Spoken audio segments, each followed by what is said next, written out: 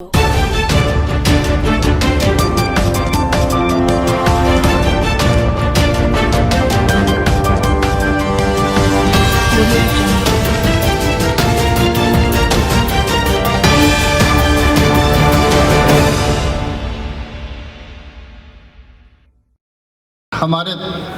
सभी पदाधिकारियों ने, चाहे वो नेशनल कमेटी के हों चाहे स्टेट कमेटी के हों, सभी लोगों ने अपने अपने विचार रखे।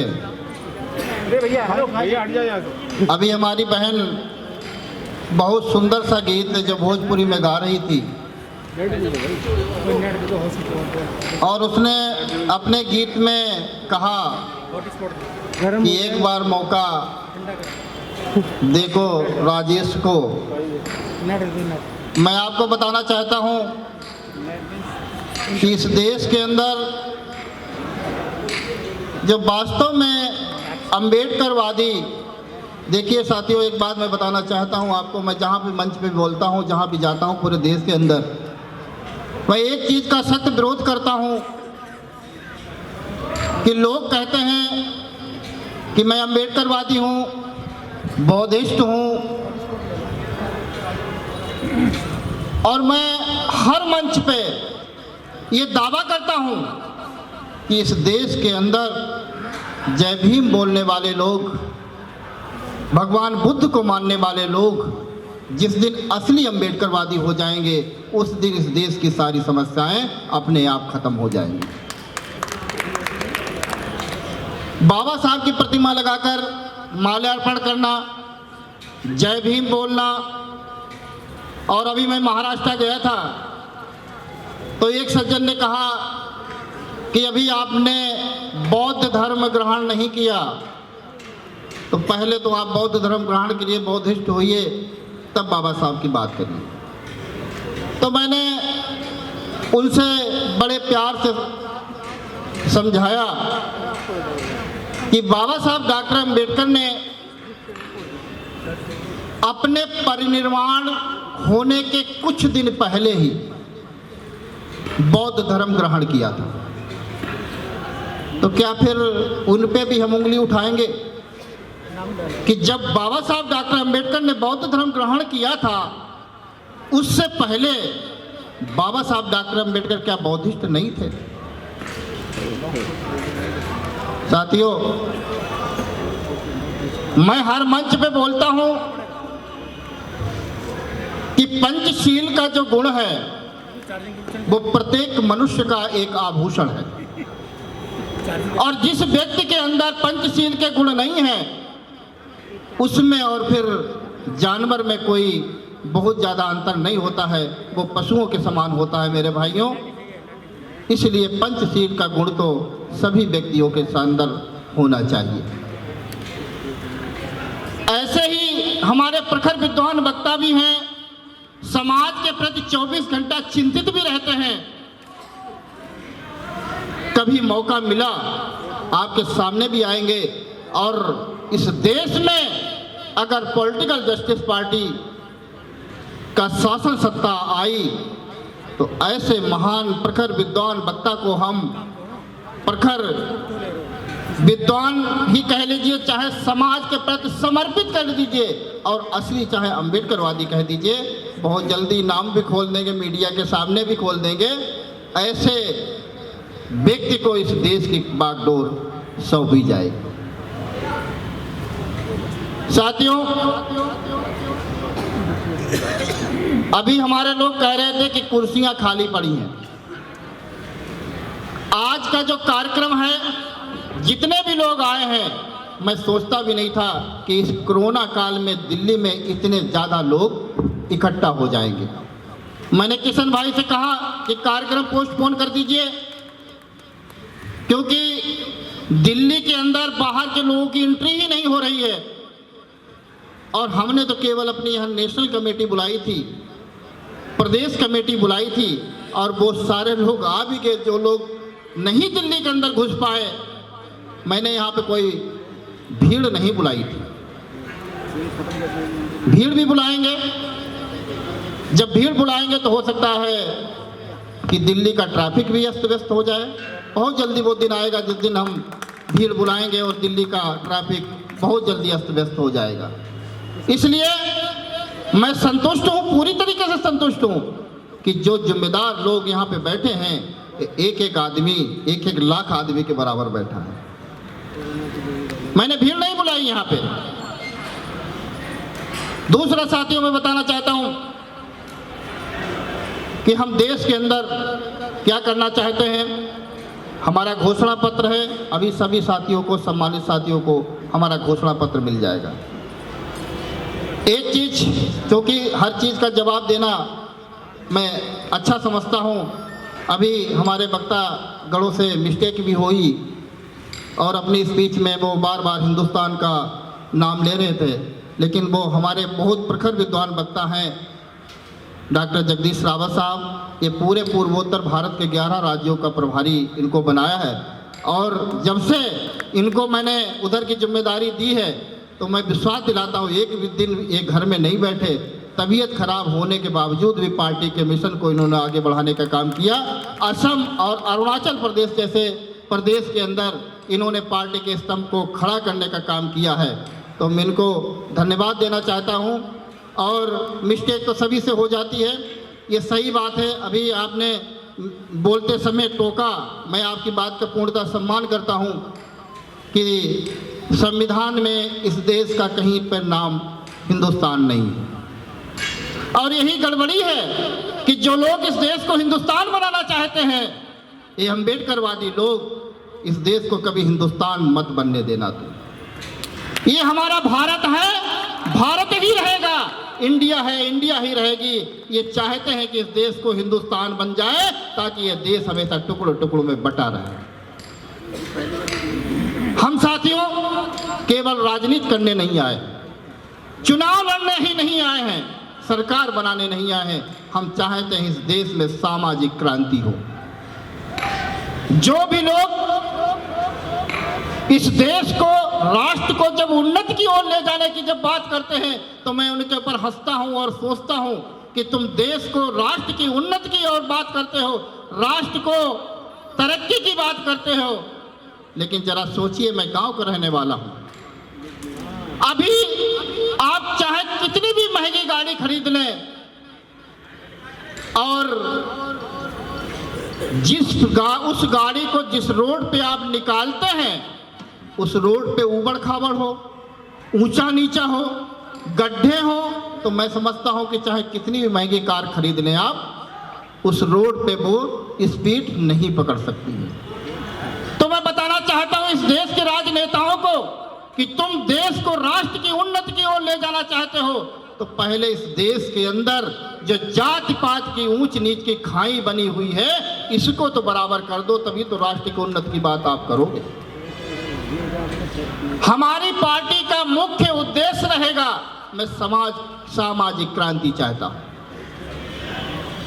हमको मौका मिला और नहीं भी मौका मिलता है तो अपने सारे पदाधिकारियों से मेरा अनुरोध है, पार्टी के जिम्मेदार साथियों से मेरा अनुरोध है कि इसके लिए बुलंद आवाज उठाएं। हम इस देश के अंदर एक ही धर्म चाहते हैं, वो मानव का धर्म चाहते हैं, इंसान का धर्म चाहते हैं और हमारी जाति केवल वो होगी, वो भारतीय जाति होगी, इंडियन जाति होगी, इसके अलावा कोई जाति पात नहीं होगी। और हमारे पार्टी के जो पदाधिकारी लोग हैं वो आज ही सुनिश्चित कर लें कि आपको अगर पार्टी का पदाधिकारी भाई रहना है तो अपने नाम के आगे जाति और उपजाति लगाना आज से ही आप बंद कर दीजिए। हम इस देश में जाति के खिलाफ कानून चाहते हैं।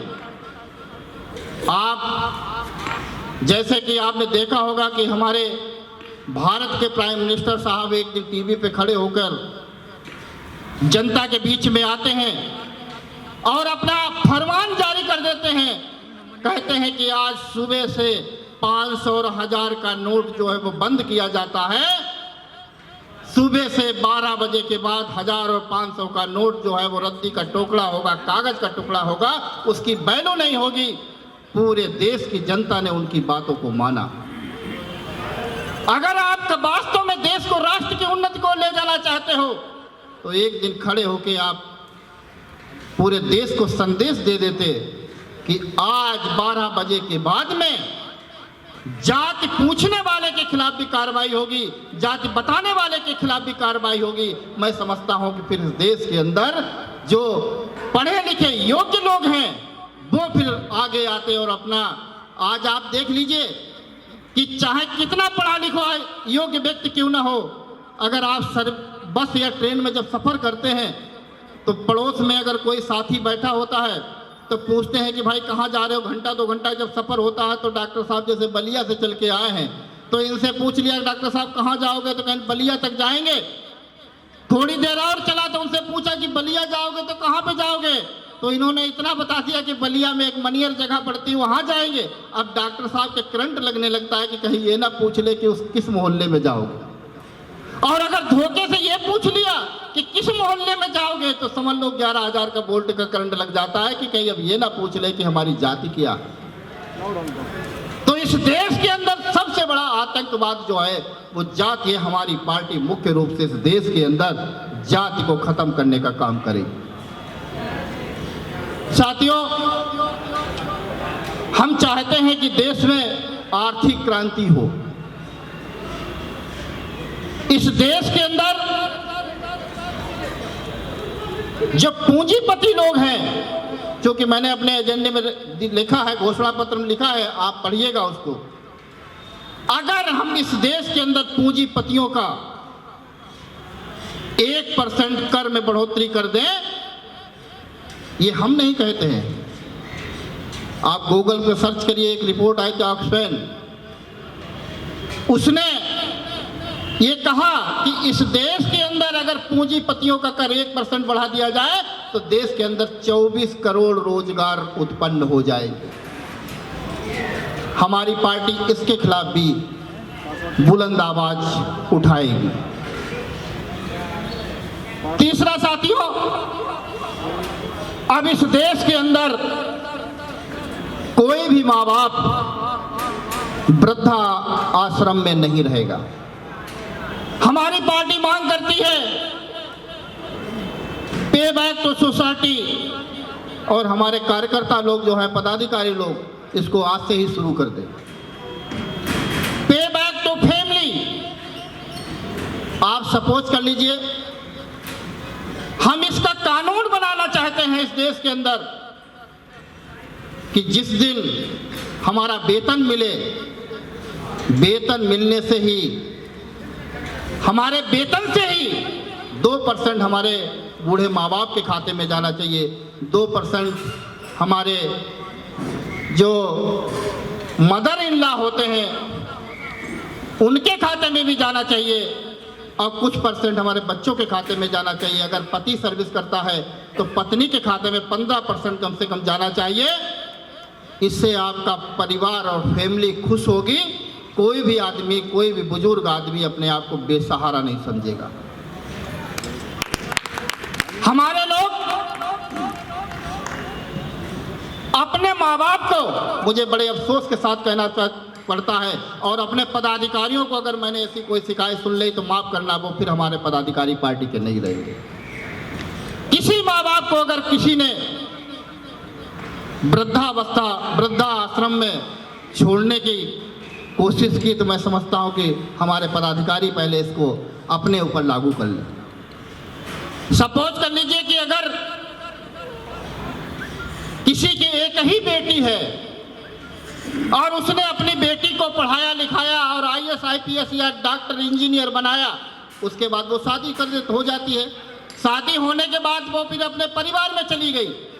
फिर क्या होता है कि जिस दिन बिटिया अपने मायका छोड़ के ससुराल में जाती है तो पूरा अधिकार ससुराल वालों का हो जाता है। ये कानून बनना चाहिए। फिर वो बूढ़े माँ बाप का क्या होगा जिन्होंने एक बेटी को पढ़ाया लिखाया, इंजीनियर डॉक्टर बनाया, उनका सहारा कौन बनेगा? ये कानून होना चाहिए देश के अंदर कि चाहे लड़का हो चाहे लड़की हो, अगर वो सर्विस में लायक बनती है तो उसका कुछ % पैसा जो है अपने माँ बाप के अकाउंट में जरूर जाना चाहिए। इससे ये होगा कि बूढ़ा तो हमको भी होना है, आपको भी होना है, सबको एक दिन होना है। ऐसा हमारी पार्टी में हमने अपनी पार्टी के ऐसे एजेंडे में इनको शामिल किया। हमारी पार्टी चाहती है कि अंतिम पावदान पे खड़ा व्यक्ति उसको भी समाज की मुख्य धारा में लाया जाए। अभी हमारे भाई असम के प्रभारी बुद्धिनाथ प्रजापति ने समानता और असमानता की बात करी। मैंने देखा कि इस देश में कैसी असमानताएं हैं। हमारा बॉर्डर पे जो सैनिक खड़ा होता है वो देश की रक्षा करता है और उसकी बदौलत हम चैन की नींद सोते हैं। जब उसकी शहादत होती है तो उसको राजकीय सम्मान के साथ में दफनाया जाता है। मैं इसमें और भी बढ़ोतरी करूंगा कि उसके परिवार को भी जो है हमेशा ऐसा दर्जा दिया जाए कि जहां पे वो जाए उसको ऑटोमेटिक सम्मान मिले। लेकिन साथियों, उसके साथ साथ एक ऐसा भी सैनिक इस देश के अंदर है जो देश के अंदर रहते हुए भी इस देश के नागरिकों की रोज जीवन दान देता है। वो साथियों कौन है? वो हमारा सफाई कर्मचारी समाज का व्यक्ति, जो समाज के अंदर रहते हुए भी कोरोना काल में सब मास्क लगा के निकलते थे। वो समाज को बचाने के लिए उसने अपने हाथों से गंदगी को साफ किया। गटर में उसकी मृत्यु होती है, लेकिन अफसोस की बात है इस देश की सरकारों ने उसकी तरफ ध्यान नहीं दिया। अगर मेरी पार्टी सत्ते में आती है तो मैं उसको भी राजकीय सम्मान के साथ दफनाऊंगा और उसको भी कहूंगा कि हमारे देश का इस नागरिक मर्द देश की सेवा करते करते ये शहीद हुआ है। साथियों, हमारे लोग हमेशा बाबा साहब डॉक्टर अम्बेडकर का नाम लेकर कोशिश करते हैं उनके पद चिन्हों पर चलने की।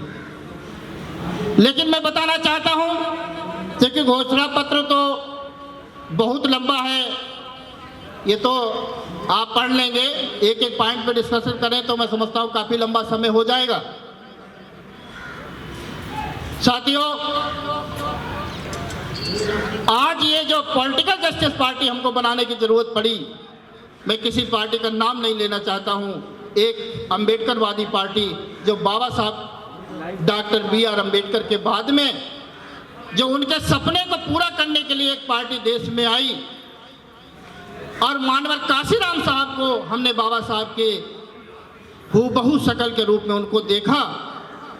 लेकिन मानवर काशीराम साहब के बाद में फिर हमारा ये कारवां जो है बड़ी तेजी से पीछे जाने लगा, डगमगाने लगा। मैं आज वादा करता हूं और घोषणा करता हूं कि हमारी पार्टी में ना तो टिकट बेचे जाएंगे, न टिकट खरीदने की कोई कोशिश करे। हमारी पार्टी का जो मेन वर्कर होगा, जो पार्टी का जिम्मेदार साथी होगा, जिसकी फेस वैल्यू जनता में होगी, वही चुनाव लड़ेगा और वही चुनाव लड़के सांसद और विधायक बनेगा। मैं किसी उद्योगपति से अपनी पार्टी को पैसा देकर टिकट बेचने का काम ना तो हम करेंगे और ना ही हमारे कोई पदाधिकारी करेंगे। और एक चीज हमारे पदाधिकारीगण, चाहे नेशनल कमेटी को हो चाहे स्टेट कमेटी को, सुनिश्चित कर ले कि आपको समाज के अंतिम पावदान पे खड़े हुए हर व्यक्ति से हाथ मिलाना पड़ेगा, कोरोना काल को छोड़ के। अभी तो कोरोना चल रहा है, अभी मत मिलाइएगा, लेकिन कोरोना जब खत्म हो जाए, जब वैक्सीन आ जाए इसकी, तो समाज के अंतिम पावदान पे खड़े हुए हर व्यक्ति को आपको हाथ मिलाना पड़ेगा, गले मिलना पड़ेगा, किसी से घृणा नहीं करनी है आपको, सबकी बातों को भी सुनना है, अनावश्यक रूप से किसी से बहस भी नहीं करनी है, आपको अपना काम करना है। क्योंकि ये पार्टी जो बनी है, ये हमारे तमाम संतों, गुरुओं, महापुरुषों की प्रेरणा लेकर हमने ये पार्टी का गठन किया है। अगर गुस्सा आई होती माँ सावित्रीबाई फूले को, तो आज हमारी बहनें भी पढ़ी लिखी नहीं होती।